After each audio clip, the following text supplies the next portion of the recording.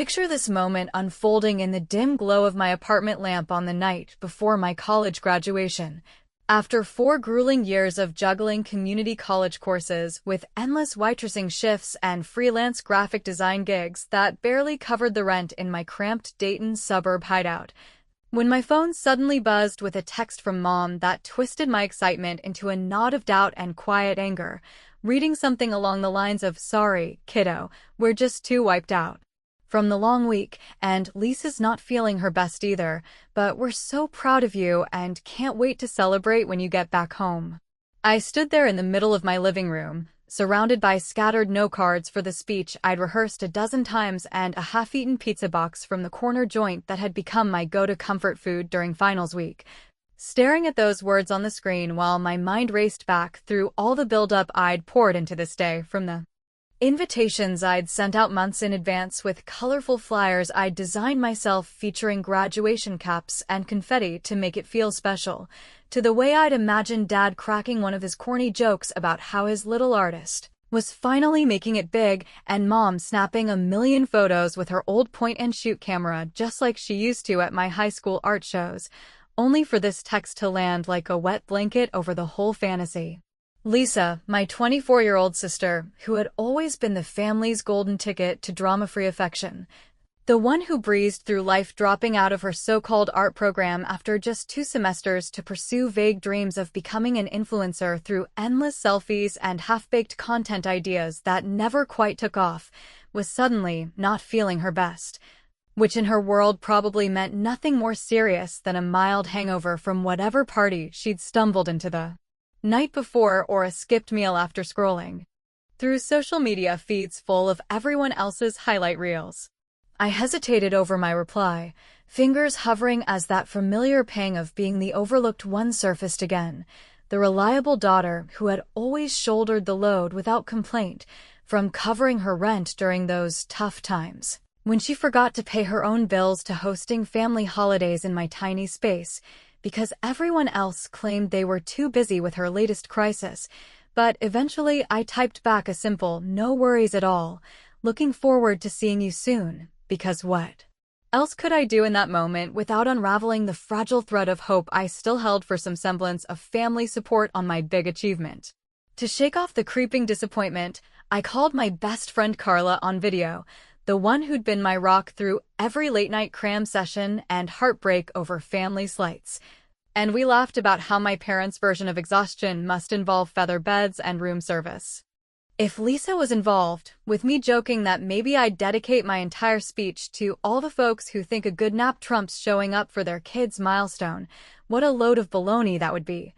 And she chuckled along while offering that gentle pity in her tone that made me feel seen even if my own blood couldn't manage it. As the clock ticked past 10, I scrolled through old family albums on my phone. The digital ones from our split-level house on Elm Street, where Lisa always stole the spotlight in her cheerleading uniform, grinning ear to ear, while I lurked in the background with a stack of textbooks and a half-hearted smile, reminding myself of how we'd started out as the unbreakable Harper sisters against the world's ordinary struggles, back when Dad's auto repair shop was just busy enough to keep us afloat, and Mom's part-time job at the grocery store meant home-cooked meals every night without the undercurrent of financial whispers that had crept in over the years. But somewhere along the way, the balance shifted, with Lisa becoming the sensitive one who needed extra cushions for every bump, new clothes for her image, a car for her 16th birthday that gleamed in the driveway while I pedaled around on a sensible bike they'd handed down from the garage sale pile, while I became the grinder, the one who didn't make waves because reliability was my currency, even if it left me feeling like the family ATM more often than not. By the time I climbed into bed, the streetlight filtering through my thin blinds casting erratic shadows that mirrored my unsettled thoughts,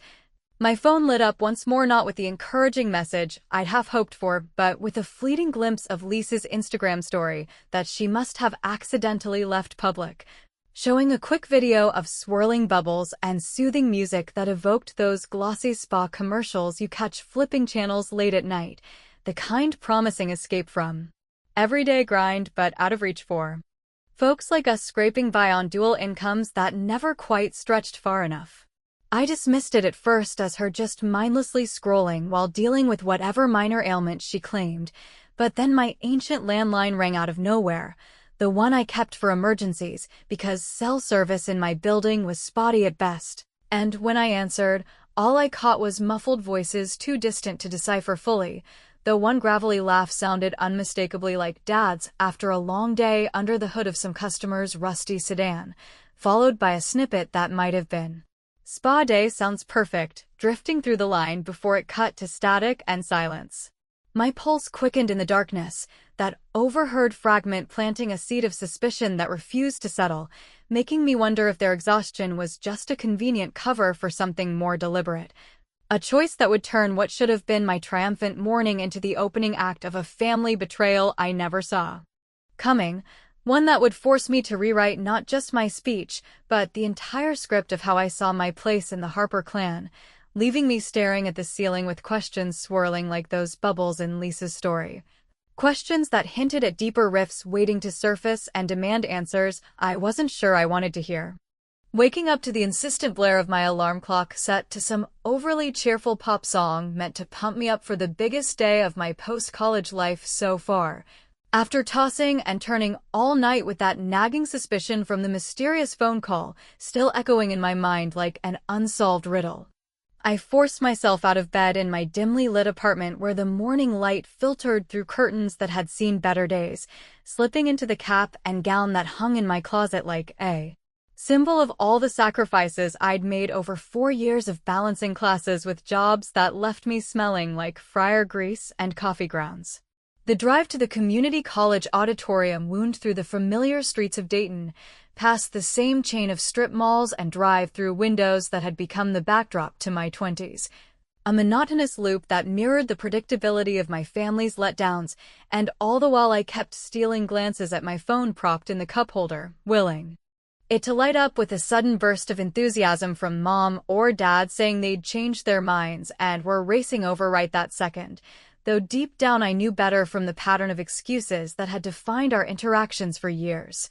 Ever since Lisa started monopolizing their attention with her endless stream of minor crises and big dreams that never quite materialized. By the time I pulled into the parking lot and hurried inside, the building was alive with the hum of excitement from hundreds of families milling about. Mothers adjusting their children's collars with teary smiles while fathers balanced video cameras on their shoulders and siblings jostled for the best photo spots, a scene that twisted the knife a little deeper as I scanned the gathering crowd from the entranceway, spotting only Carla in the third row waving enthusiastically with her bright scarf standing out like a beacon, but no trace of the Harper clan amid the sea of proud faces and whispered encouragements that filled the air. That absence hit me harder than I'd anticipated, a sharp pang that mixed with the adrenaline of the moment to create a cocktail of determination and quiet resentment, reminding me of all those other times I'd stood alone in the spotlight.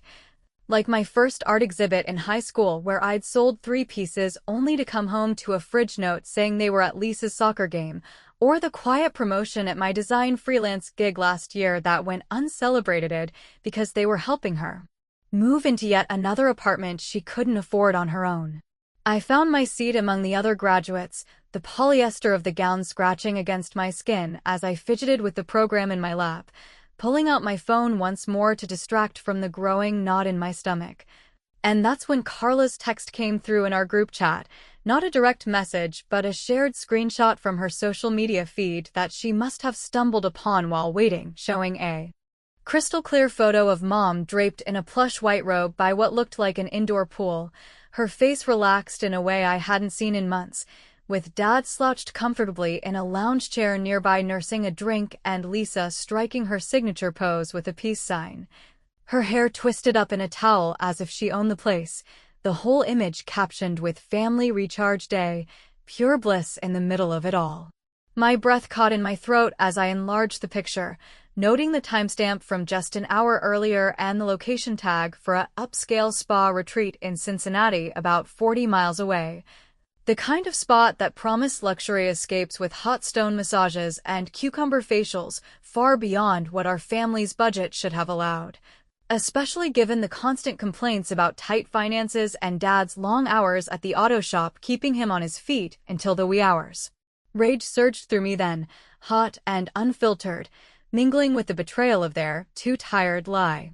That now felt like a slap across the face, because how could they choose scented oils and steam rooms over witnessing their eldest daughter's hard-earned moment, the one I'd fought for through community college scholarships and side hustles that left me exhausted but unbroken.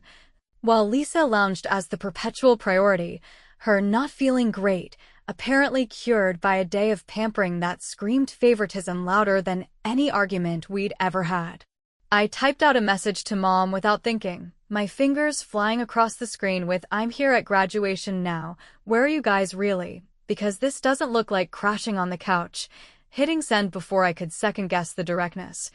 only to watch the typing indicator appear and then vanish repeatedly, as if she were crafting a response, but pulling back each time, while Dad's line rang straight to voicemail with his standard gruff greeting that offered no comfort in the sterile echo of the auditorium. As the ceremony began with the dean's voice booming through the speakers about the value of perseverance and community support, words that rang hollow in my ears given the empty spaces around me, I leaned over to the graduate next to me, a guy named Mike from my graphic design elective who had always cracked jokes during critiques, and whispered my frustration in a low voice that carried just enough edge to vent the steam building inside, turning it into a half-humorous rant about how my family's idea of showing up apparently involved bubble baths and sibling spa dates instead of diplomas and applause, and he laughed softly before pulling out his phone to record a quick clip of me saying it for what he called posterity, posting it right there to his TikTok account with a caption about savage family truths. By the time the intermission rolled around and people stretched their legs, that little video had already garnered a handful of views and comments from strangers chiming in with their own tales of parental no-shows, phrases like, "parents gonna parent, but you slayed anyway," popping up that made me smirk despite the ache, a small but satisfying piece of payback that felt witty and indirect, like tossing a pebble into their pond of denial to watch the ripples spread without me having to dive in headfirst. Yet as the names began to echo through the hall and mine approached on the list, my thoughts drifted back to the subtle clues I'd brushed off before. Like Lisa's offhand mentions of needing a break from her chaotic life, or Mom's recent talks about treating the family to something special amid their whispered budget worries, making me wonder if this spa escape was merely the tip of a larger iceberg of imbalances that had been floating under the surface for years, eroding the foundation of what I thought was our unbreakable bond. When my turn came, I walked across the stage with measured steps, shaking the dean's hand to a smattering of claps from Carla and a few kind souls in the crowd, the diploma feeling both lighter and heavier in my grip as I returned to my seat, the void left by my family's absence glowing like a spotlight on all the ways I'd learned to stand tall without their net. Another text from Lisa buzzed in then, casual as ever with, "Heard you're absolutely killing it up there. Wish we could make it, but you got this," the words dripping with insincerity that fueled my resolve, and as the event wrapped up amid cheers and thrown caps, I ducked into the nearby restroom to pull out my notebook, the one filled with speech drafts for the post-ceremony gathering, my mind already shifting gears toward weaving in a dedication that would honor not just my journey but everyone who'd ever felt invisible in their own story, a subtle twist of revenge that promised to echo far beyond the empty seats and into the heart of their carefully constructed facade, leaving me to ponder just how far those words might carry and what confrontation they would inevitably drag right to my door. Slipping out of the auditorium with my freshly minted diploma clutched in one hand and a styrofoam cup of lukewarm punch in the other, the echoes of applause still ringing faintly in my ears while the sting of those empty seats lingered like an uninvited guest at what should have been my victory lap, I made my way toward the after-party in the college lounge where strings of fairy lights draped over folding tables and the faint scent of cheap finger foods mingled with the buzz of conversations among graduates swapping stories of their journeys, only to feel that undercurrent of isolation pulling at me as Carla spotted me from across the room and rushed over with her arms outstretched for a hug that carried the comforting aroma of her signature vanilla-scented lotion mixed with the day's excitement. We retreated to a quieter corner booth upholstered in worn vinyl that creaked under our weight, where she pressed a plate of mini sandwiches into my hands and insisted I spill every detail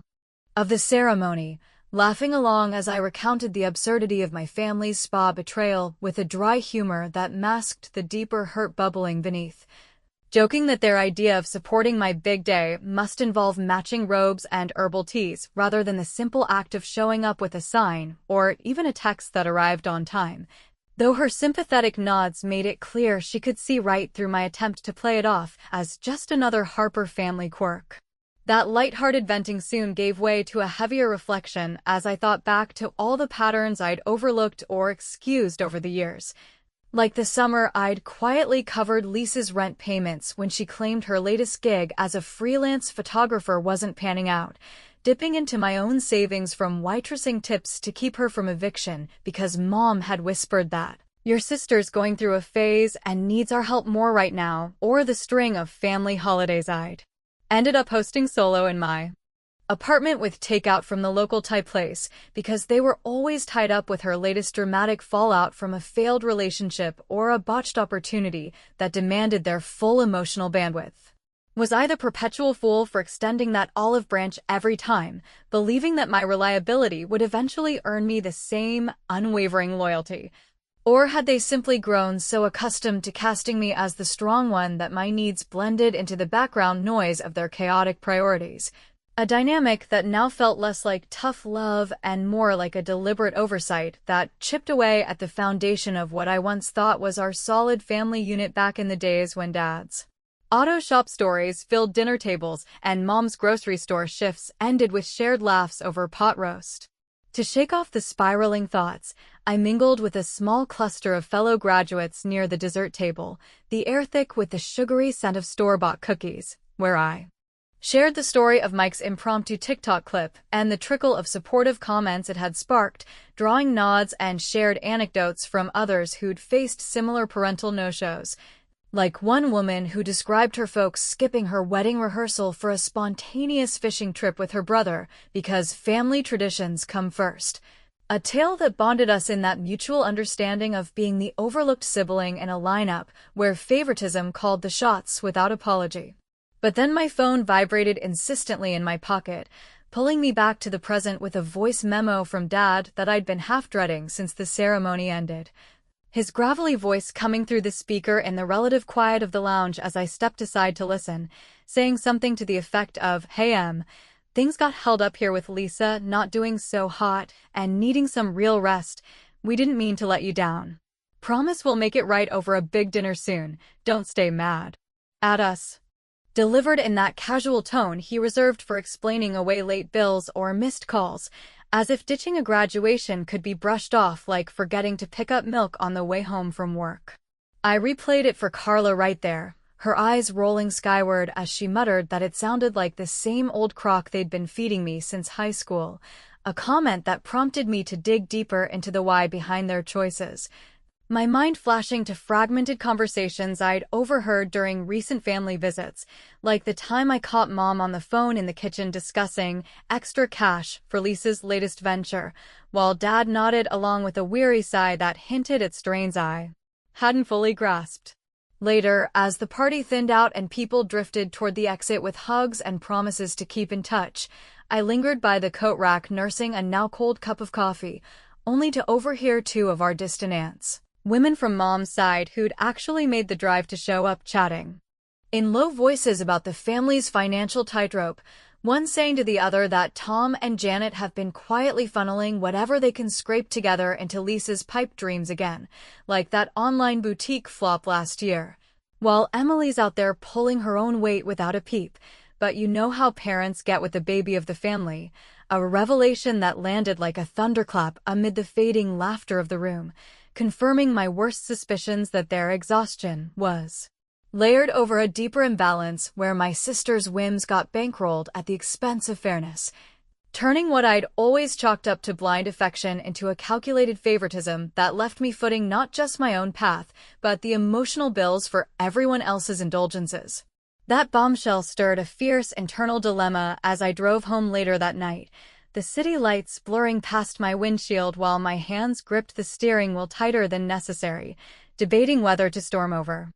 to their house the next morning for a face-to-face confrontation that might finally force some honesty out of them, or to channel the rage into something more controlled and cutting, like refining the speech I'd prepared for the upcoming local TV spot on graduating students, where I could weave in layers of subtext that would resonate without naming names outright. The nicer part of me, the one shaped by years of playing peacemaker during sibling squabbles and parental arguments, leaned toward letting it slide for the sake of harmony, suggesting maybe Lisa's issues warranted the extra care and I should just rise above it all like I always had. But the fiercer side, honed by countless solo achievements and swallowed disappointments, demanded a reckoning that would make them feel the weight of their choices without descending into outright war. Back in my apartment, I spread out on the living room floor with my notebook under the harsh glow of a desk lamp, scribbling revisions to the speech that transformed it from a generic tribute to perseverance into a pointed dedication, beginning with "This one's for everyone who couldn't quite make it to the finish line with you, whether from fatigue or other distractions," infusing it with witty lines about family knots that tangle tighter than you'd expect, the kind that require a public untangling to loosen up, a form of revenge that felt clever and veiled enough to sting their consciences while empowering me on stage, all without crossing into the territory of petty accusations that might alienate forever. Carla texted then to check in, peering at my draft over a quick video call and grinning as she said I was about to slay, but warning that such bold words could invite a family fallout worth weighing. Her caution planting seeds of doubt that made me pause and wonder if I was overreaching, turning a single betrayal into an irreversible rift when a private talk might have sufficed. Just as I was about to hit the hay, another message pinged from Lisa, this one carrying a softer tone with "Saw that clip of you online, and it was kinda funny, but hit a little close to home. Can we chat soon because I actually miss hanging out like we used to." A half-hearted apology wrapped in nostalgia that tugged at old loyalties and stirred fresh uncertainty about whether my planned payback was justified or just amplifying the pain for everyone involved. I set the phone aside and headed to bed with those words echoing, the speech revisions tucked safely away, but as dawn broke the next morning and I prepared for the TV interview at the community center, a glimpse of a familiar sedan idling just beyond the college gates caught my eye from the window, Dad's old truck, or perhaps just my paranoia playing tricks, igniting a spark of anticipation that the stage lights would soon illuminate not just my story, but the hidden fractures in ours, drawing whatever confrontation loomed closer with every rehearsed line. Stepping into the bustling community center the afternoon after the after-party, where the weight of overheard family secrets still pressed on my mind like an unrelenting fog,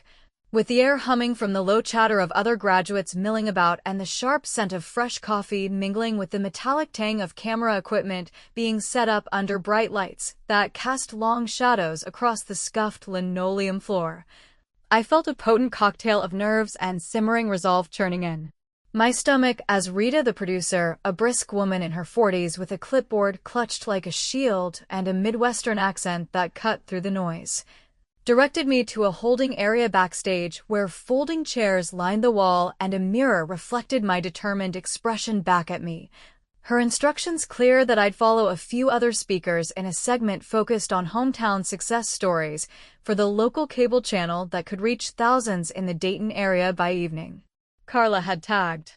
along for moral support, squeezing my hand tightly before I took my spot in line, her whisper of "make them feel every word you've earned" echoing the fire I'd been stoking since discovering the spa photos. Though the family group chat had exploded overnight with half-hearted apologies from Mom like, "We feel terrible about missing it. Let's plan something special soon," that rang as hollow as their initial excuse, prompting me to fire back a neutral "appreciate it." Busy day ahead, without diving into the accusations that tempted me at every turn. As the interviews kicked off with the first graduate sharing a polished tale of overcoming layoffs to finish her nursing degree, I paced the narrow backstage corridor running through my revised speech in my head. The one I'd honed until it balanced raw honesty with that layer of witty subtext designed to honor my journey while subtly exposing the voids left by those who should have filled them, lines like, "This is for the ones who couldn't"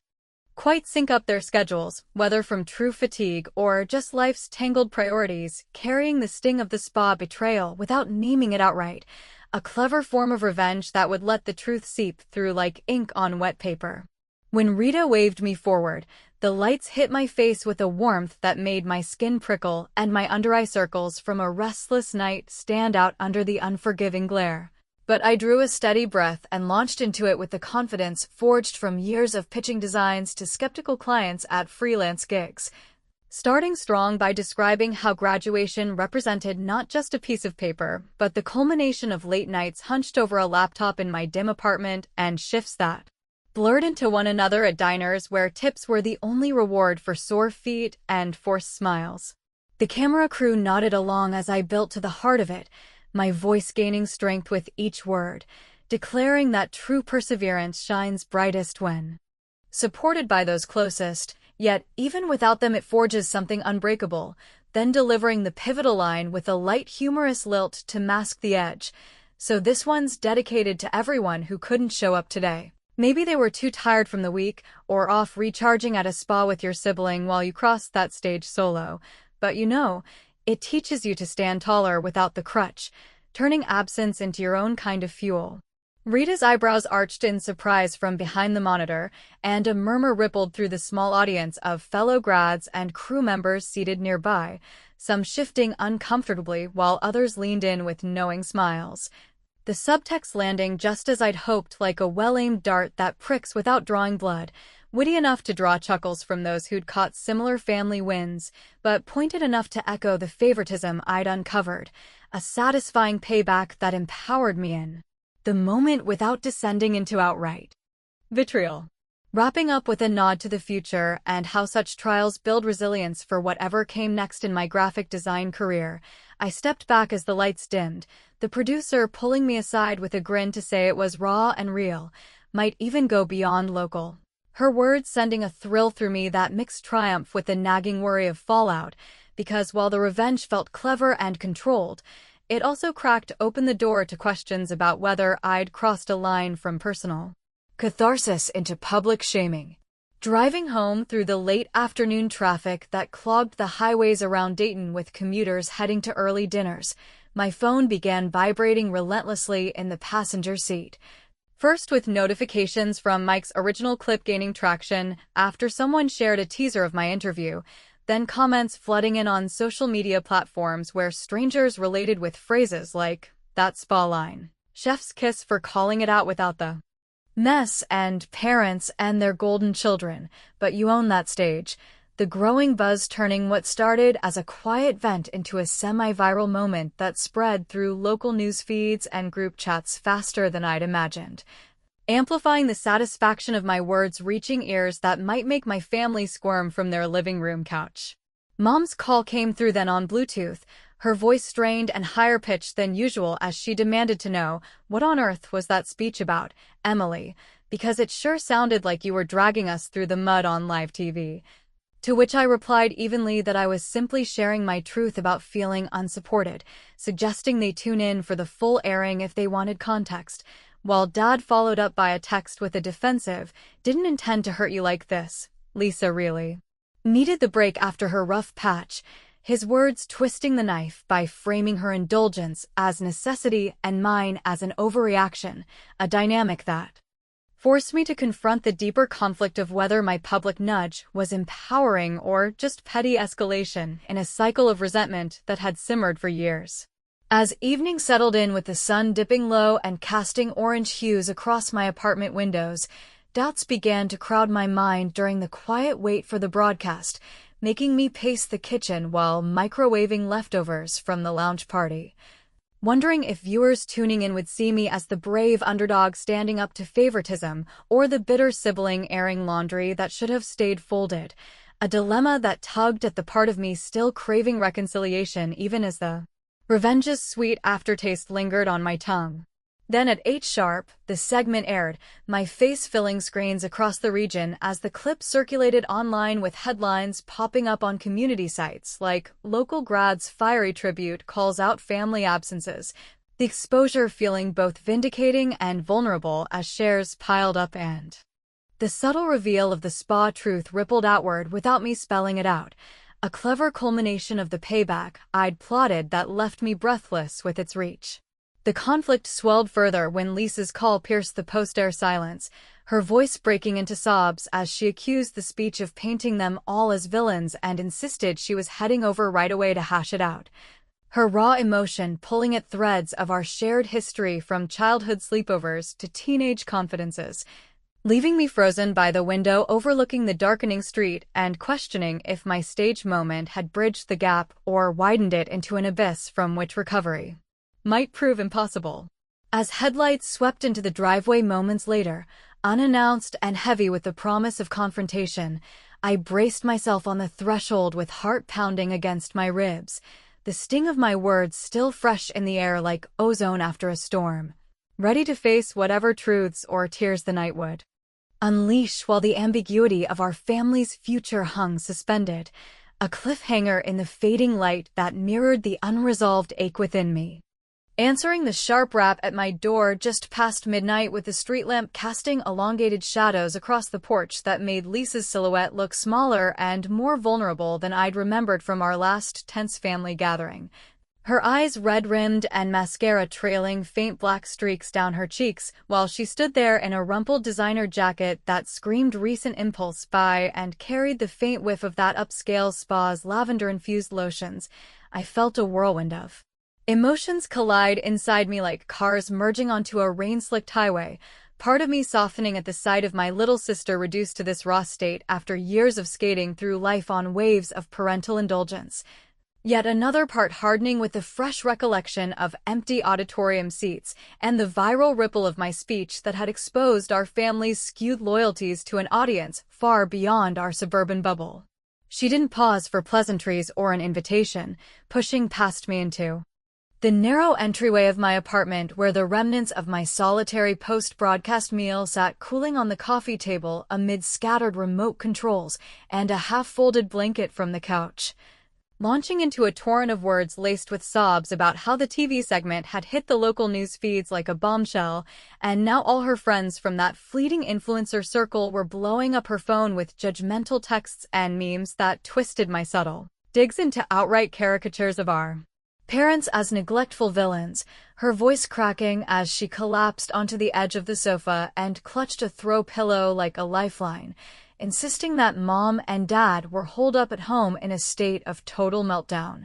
Dad pacing the living room with his usual gruff mutters turning into full-throated rants about how I'd humiliated them on public airwaves, while Mom retreated to the kitchen for her go-to stress baking that filled the house with the scent of oversweet cookies no one would eat. I closed the door softly behind her and moved to the kitchenette, filling the kettle with water from the tap that always ran a touch too cold. The mundane task giving me a moment to steady my breathing as I processed her arrival not as an intrusion, but as the inevitable collision course my words had set in motion. A confrontation that carried the weight of all those unspoken resentments from childhood bedroom arguments over who got the bigger slice of birthday cake to teenage eye rolls at my solo achievements overshadowed by her dramatic entrances. Pouring steaming chamomile tea into 2 mismatched mugs that clinked gently against the counter. One chipped from a long-ago drop during a hurried morning rush to class, and the other a souvenir from a solo road trip I'd taken to clear my head after one of Lisa's infamous meltdowns. I handed her one and settled into the armchair across from her, the steam rising between us like a fragile barrier that neither of us quite knew how to breach, prompting her to wipe her face with the back of her sleeve and dive deeper into the explanation that the spa day hadn't been some frivolous whim, but a desperate escape hatch for the mounting pressures cracking our family's facade. revealing that Dad's auto shop had been teetering on the edge of closure for months due to a string of bad luck with unreliable suppliers and a sluggish local economy that left bills piling up like unread junk mail, while Mom's part-time shifts at the grocery store barely covered the basics anymore, turning their indulgence in Lisa's schemes like funding her short-lived online boutique for handmade jewelry that flopped after a season of optimistic posts into a misguided lifeline that kept the peace at home but eroded the equity they'd promised all along. That twist unfolded slowly as she spoke, her words painting a picture of parental fear masked as favoritism, where they leaned on her sensitivity, not out of blind love, but as a distraction from their own marital strains, Dad's frustrations with the business spilling into late-night arguments that echoed through thin walls, and Mom confiding in Lisa during whispered phone calls about feeling trapped in a life that had lost its spark, all while assuming I was the unbreakable one who could weather any storm without their scaffolding.